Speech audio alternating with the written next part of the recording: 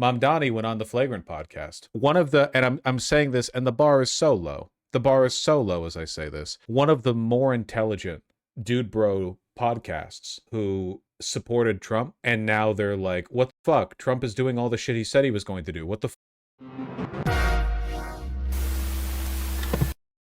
But boy, is he handsome. I'm willing to say it, even if you aren't. You should have come through. We're at Maharaja Suites in Jackson Heights. Hey, dude. Giving number tie. I would love to. All right. Next time I'll let you know. I'm going to get your number because your comms team ducks me. So I'm going to get your direct number. Take it. Okay, beautiful. I'm going to get it after this I'll give it to you episode. right now, bro. Because they'll probably yank me very quickly. We got to start this immediately. Zara runs a tight ship. Yeah, dude. She don't fuck around. She does not. Feel free. You can share with everybody here.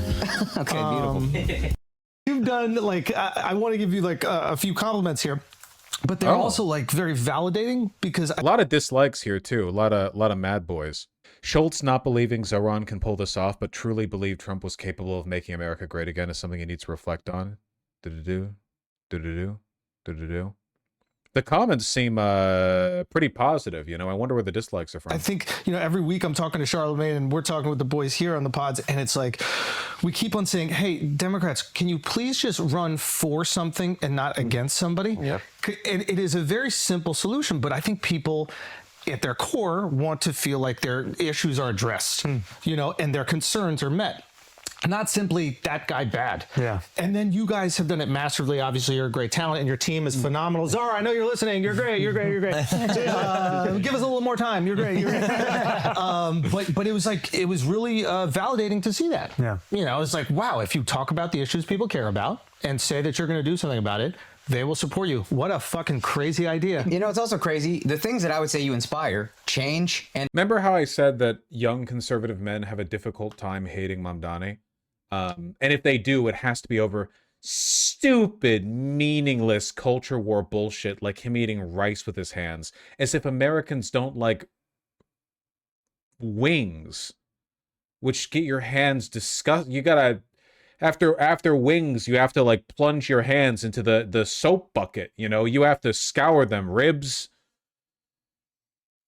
If anyone gets to be racist about brown people eating rice with their hands, it's me, because you show me some wings and my ass is too autistic. I'm like, I don't want to get the sauce under my fingernails. Fucking feels gross. What if my mustache feels askew while I'm eating the wings, and then I feel like I have to correct the mustache, but I've got wing sauce all over my fingers? You know, I'm not here for that. You know, I eat fries and pizza and everything, hamburgers with my hands, but the wings are a little much for me. What about dry rub wings? Well, yeah, that's a different story. Sure, that's a dry rub. Hope, the last great Democrat, those were kind of his mantras, or however you'd say it. Change and hope, and that's what you inspire. Was that Hillary Clinton? Yeah, exactly. Yeah, and I think that's been lost a little bit. I mean, I appreciate you guys. I think it's just, there's been a lot of lecturing and not much listening. And, you know, we saw a swing towards Trump here in New York City in the last general election. Whose responsibility was that? Who the hell made that? What the fuck are we even talking about? Dude, those guys. Yeah. I can't believe they did this. But you know, it was there are a lot of caricatures of who Trump voters are. And in New York City, we saw the swing was actually in the heart of immigrant New York. And I went to Hillside Avenue in Queens. I went to Fordham Road in the Bronx. And I asked New Yorkers, who did you vote for and why? And I met the vast majority of them were Trump voters. And I asked them why. And it just came back to cost of living, cost of living, cost of living. And if I had spent that time lecturing them as to why they were wrong, as opposed to listening to them as to how we could get right. Yes. Then we would run a very... It is true. Like, regardless, like, you can make a million points about how fucking stupid voters are, and you'd always be right, okay? If you bet against the intelligence of the average voter, you will always be correct. You will always win. However, it is true that Democrats are the only people who will lecture voters for not voting for them. That shit's insane. As entitled as Trump is, he just talks about how the election was stolen or how Democrats lie. He doesn't talk to the camera and say, you all should have voted for me. I'm sure he said it a few times, but it's not part of his broader, it's not part of his rhetorical appeal, you know? Democrats do it constantly. Kamala Harris is out there doing her book tour. That's what she says every time. Oh, well, if only you'd voted for me, then maybe we wouldn't have the dang Cheeto in the White House, and exactly the same number of Palestinians would be dead. The Democrats are really insistent on this like, well, if you didn't vote for us, that must be because you don't understand the issues well enough. They never make a case. They don't make an argument. Lying is better than whining? I mean, no. Why not just like run for something? Why not just be like a good candidate, you know? Different campaign. And this is one thing I said I wanted to talk about. I feel like the establishment Democrats don't understand a pretty simple thing. We want to vote for someone who might make things better, even if the risk is it will make things worse. A lot of people voted for Trump because he might make things better, and the other person is saying, I wouldn't change anything. This is fundamentally true. No matter how poorly reasoned the bet is, this is retard analysis. Yeah, but that's the voter. That's voters. Not good. In New York, things are not good right now. The most other guy, expensive city to in me, is America. just saying it's the same, and you're saying it could get better. It's a privilege to maintain the status quo. You know what I mean? Like if it, like we're privileged, like it's very nice to know that we're going to be okay. Listen, delete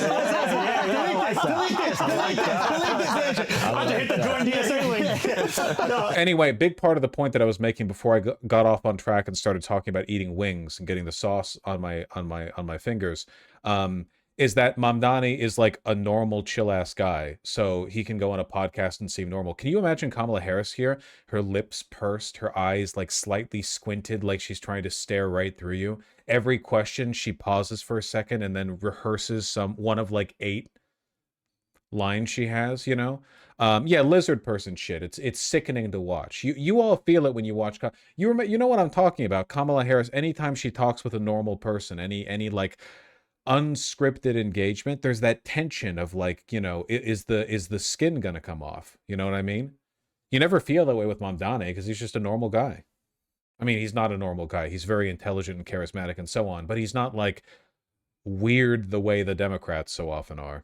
We can't afford more of the same. So here's the thing. Like, it's so funny because I saw it was like Tucker Carlson and Charlie Kirk, and they were talking about you. I don't know if you remember this. I didn't see this. But they were speaking, and it was almost like this shoehorn Charlie theory. Kirk? Haven't heard of the Have you guy. ever seen that, like, politically what happened? Horseshoe. Oh, sorry. Horseshoe, yeah. So it's like, and I think that they were basically saying that you were meeting the moment in terms of what people are concerned with, right? And it's obviously cost of living, and it's like, I think it's so specific. I think it's like, it's rent, and I think everything is derivative of rent. Yeah.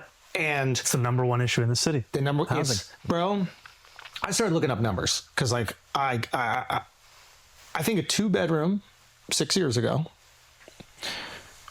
was the average 2-bedroom compared to right now. I think has gone up 90%. I mean, it's untenable, right? Like, and I think this is the thing that 90%, we almost doubled in 6 years. That's great. how are people supposed to keep up with this? And I think what's so kind of to what you guys were saying, if the politics on offer is right now is as good as it's ever going to get, that's not good enough for the vast majority of people. And I think it speaks to how out of touch a lot of them are. Yeah, and I think it's just I spoke It's true. It's fair. It's true. It's true and it's fair. to a nurse who, after she finishes her shift, she drives for an hour and a half, leaving. And the fucked up thing too is that there's a really big narrative that you can build here, right? Like the reason why everything is getting more expensive and it feels like everyone's getting strangled all the time is because more and more money is being siphoned out of the real economy. And this happens in a wide variety of ways, you know, speculative investment, quantitative easing, fucking Bitcoin data centers, whatever. But like a huge amount of it also is through our land use policies, through zoning, through what we allow people to charge in rent, you know.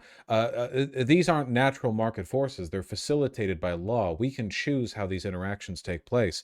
At the end of the day, there are a lot of people who want New York City and basically every nice part of the world to turn into Dubai, you know?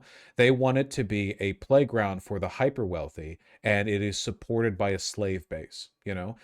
They want all of the service worker jobs in New York City to be filled by people who are driving in from Jersey, like a 2-hour commute, and they wake up at 4 a.m. in order to make it there for morning shift, and they're miserable, and they can just barely scrape together enough money to live where they live.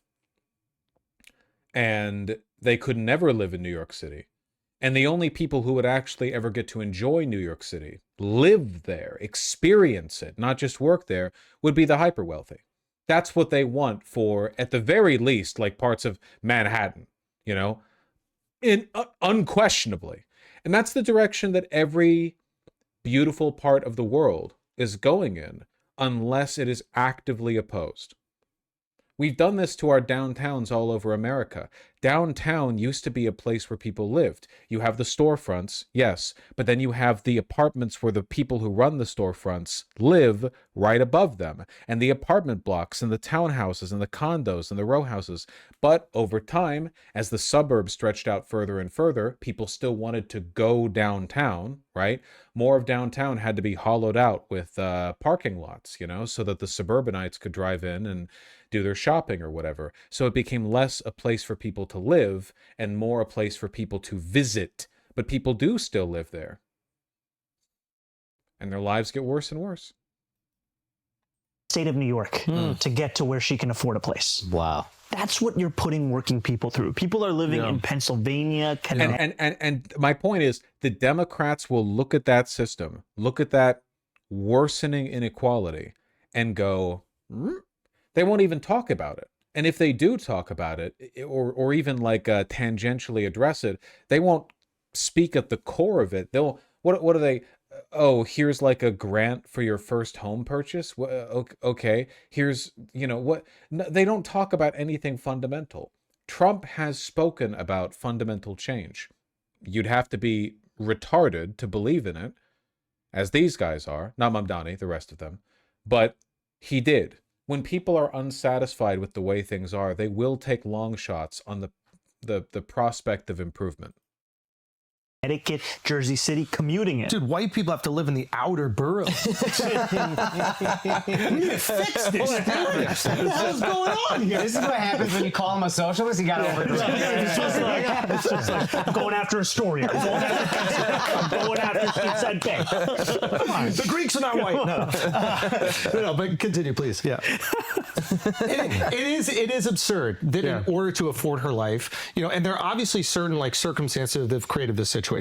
What I want to talk about more is, because I looked at your plan to go fix it, and I would really like this to be able to happen.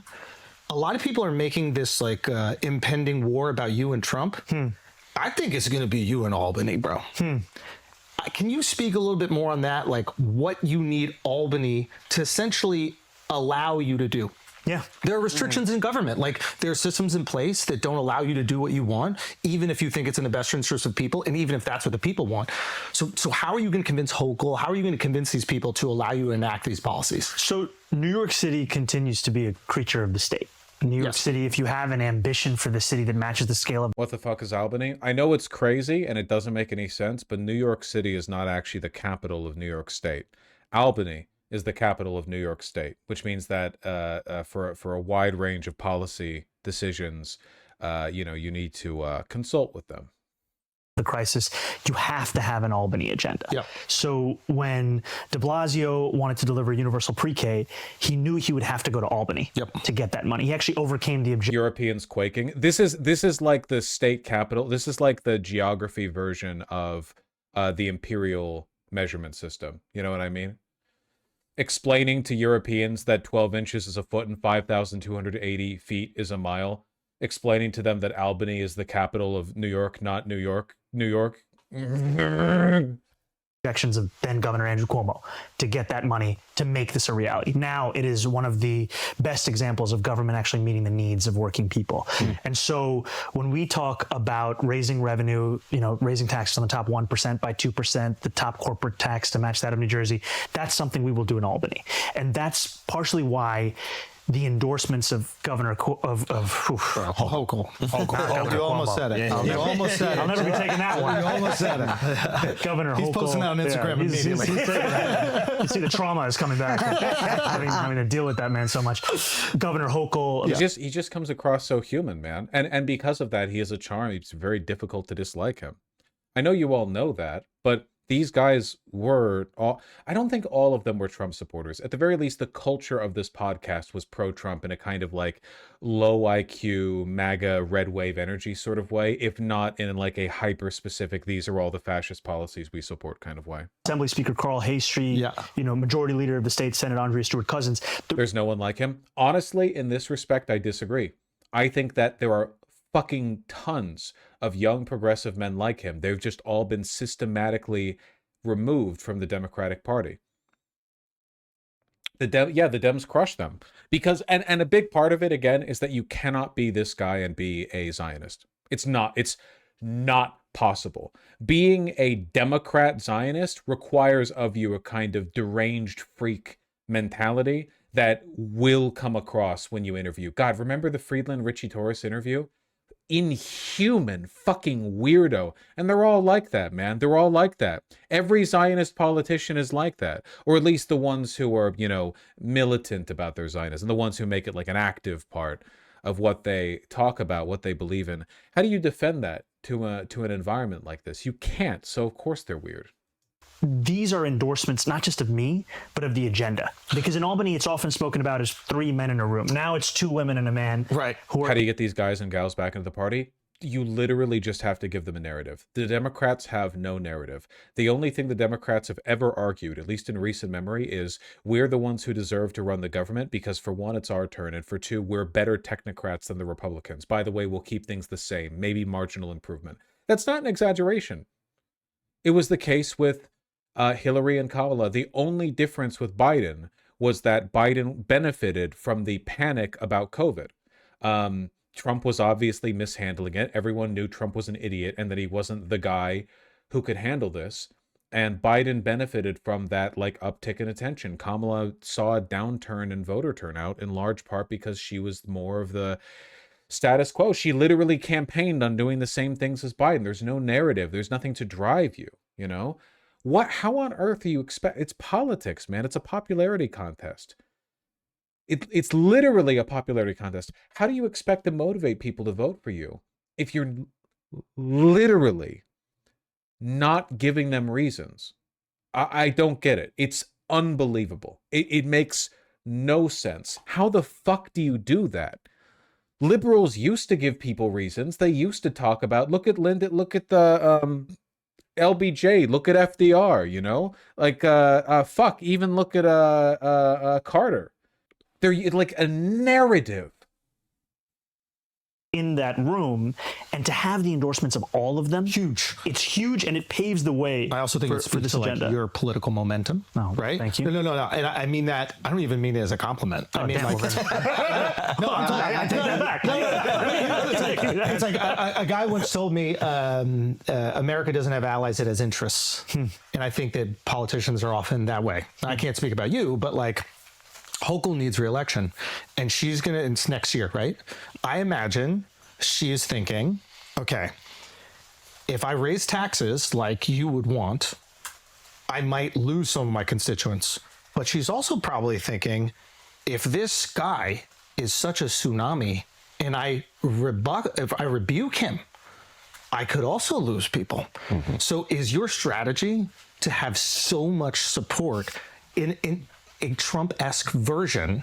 Like, he's the only other example I can see that has found a way to completely transform his party.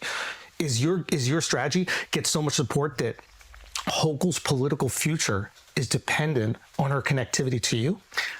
My strategy is to build the political. I do like how he seems so delighted by this, by having chanced upon this like strategy when this is just very basic politics. Like, yeah, you have to endorse popular people, or in opposition to them, you'll be less popular, Will such that Governor Hochul has a partner in delivering universal child care. Good man. He's a politician. Because look. Governor Hochul has spoken. Bend the knee. Governor Hochul has said she wants to deliver universal child care. What she's had in the mayor we have right now is someone more focused on getting out of jail, right, than actually funding these kinds of programs. Or partying. We're going to bring 11 to New York. That is a fire idea. You shouldn't even know what that is. I didn't know what it was until you posted the clip, and I was like, and now you're like, let him run again. That's all he needs to You can still bring it though. That's still on the table, bro. Even Schultz can understand this. Don't you agree with me that the world would be a better place if the Democrats gave these guys like an easy layup on supporting them? Dude, do you have any idea how fucking lame it is to defend Kamala Harris? I sure as shit was. Like, I thought she should be voted for over Trump, for sure. I pretty clearly never liked her. There was some momentum coming out of the DNC, but like, you know, fuck, man. The Democrats make it so fucking... The face of the Democratic Party is Schumer right now. He's literally the most prominent guy, and he's also one of the most unpopular politicians in the United States of America. Okay. you were saying. So I think it's what are you using your political capital for? Because the same people who will say, oh, we can't afford free buses, we can't afford $700 million a year in making the slowest buses in America fast and free. I don't agree with that. I think you can. Like, no. Like, but here's the thing. Like, can I put that on the website? You can put whatever you want. Like, I also think this idea that like New Yorkers are going to flee because of a 2% increase. It's like I've been everywhere else. You're not going anywhere. Bill Ackman's not going nowhere. He's going to be in the Hamptons all fucking There's only summer. one place to write those tweets. That's it. New York City. Exactly. Every character you want. AC goes out in July in Miami. You sweating writing tweets? There's He's no way. spending more money against me than I would even tax him. Every day it's like $1 million. Like $1 million. I'm like, Habibi, I don't even want that. You're going above and beyond. Okay, but so I don't think anybody's moving, and That goes hard. Also, by the way, it's a reflection of something that the Democrats never, ever, ever do, right? Like, there are some Democrats who say we need to raise taxes. Kamala Harris talked about this, right, to some extent, you know, on the wealthiest, whatever, $400,000. If you make more than $400,000 in your household, your taxes might go up.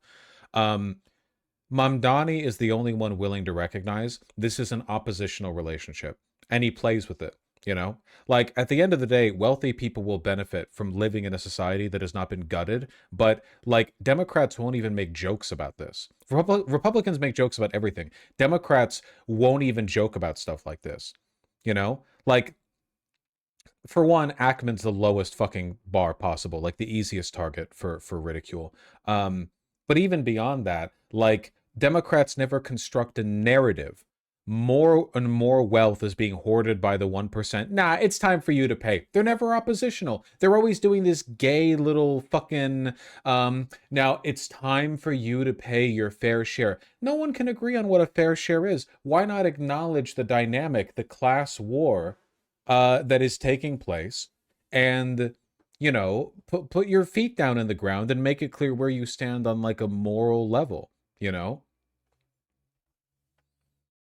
Democrats don't even like to do the, oh, you know, the guy who just criticized me on Fox Business for wanting to tax people too much, he's worth $3 billion, you know? They don't even do that. It's the easiest thing in the world. Hey, all of the people right now criticizing my taxation policy are billionaires, and you, statistically speaking, the person watching this, struggle to make rent each month, okay? So why don't you let me, you know, don't let them decide for you what level of taxation on them is justified. They won't do it. honestly feel that way. And like, I'm in the tax bracket where you're going to tax more. Like, dude, if you're going to deliver all this shit for 2%, give it. I'm 100% supportive if it makes life easier for New Yorkers. This is my one identity in my entire life is a New Yorker. It's the thing I care the most about. But what I will say is that I think that there are going to be people in government that are going to try to restrict you from doing that. And I know that you're aware of that. So I'm like, how...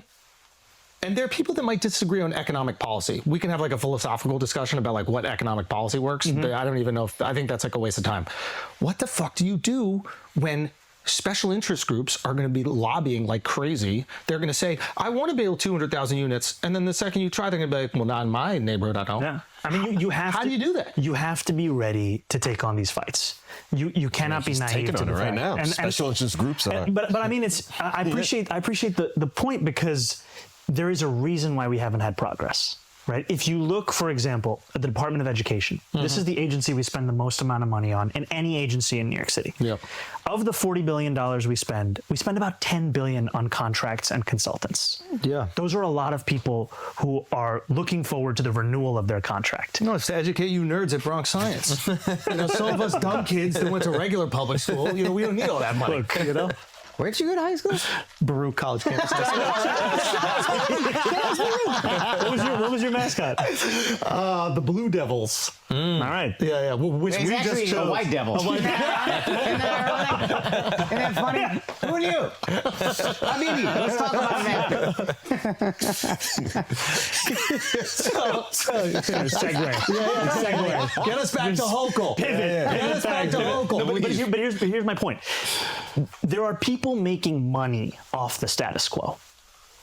And so there will be a lot of interest in retaining that status quo. Yeah. Right now, the city of New York, into the world of New York City. I thought you just didn't want to go to Israel. I thought that's what this whole thing is about. No, go on. One of the best. Goddamn, Mamdani's so good at this. Again, I maintain that, like, the Democratic Party would be fucking full up with guys like this if they weren't so fucking insane internally and didn't, like, axe out anyone even remotely progressive who wasn't willing to toe the line, you know? Moments ever. It was that moment, and then the one in the debate recently where fucking Cuomo couldn't say whether he was going to go to the Mets game or the Knicks game. He said he wanted to go to both. Bro, and like you'll have moments Just where pick one. Exactly. Just pick it. Exactly. You'll have moments where like you cut through like political fraudulence, and he's just like, I would do half and half, and you go, this guy. When they asked the question in my mind, I was like, "There's no wrong answer here," and then he created the wrong answer. And it's like, just pick an answer. It is a 5-year-old answer. How are you going to do both? It's the next game. That was the right answer. Come on. You're so poised, you're so articulate, and he said it, and you're just like, this fucking. You throw your hands up. You created that. Yeah. Anyway, I mean, it's. But look, I grew up in the city, and I've often seen the city that our politics cares about, and then the rest of the city, and there's that divide. And when I actually. Sorry, I'm falling into a trap here of just, like, watching Mamdani be good. The current internal state of the party is basically downstream of Clinton getting the DNC to drop rules banning DNC officials from being involved in PACs. Yeah, I mean, between that and Citizens United, it feels like it was all kind of fated, you know? Like there was basically no other outcome we could have gotten besides this. So, you know, the main reason I'm not talking so much is because, like I said at the beginning of the stream, I'm sick. Hence why I'm chewing on a cough drop right now. Mamdani can't be our only ambassador to these fucking guys, okay? I think Plattner is going to be, assuming he continues onward, you know? But even Plattner has a little bit too much of, like, the self-serious warrior tone. There are dude bros in the party. Even David Hogg, who was, of course, ousted for the crime of wanting, you know, the crime of wanting the party to be better. David Hogg is decent enough, you know, on a podcast. You know, he's fine at talking.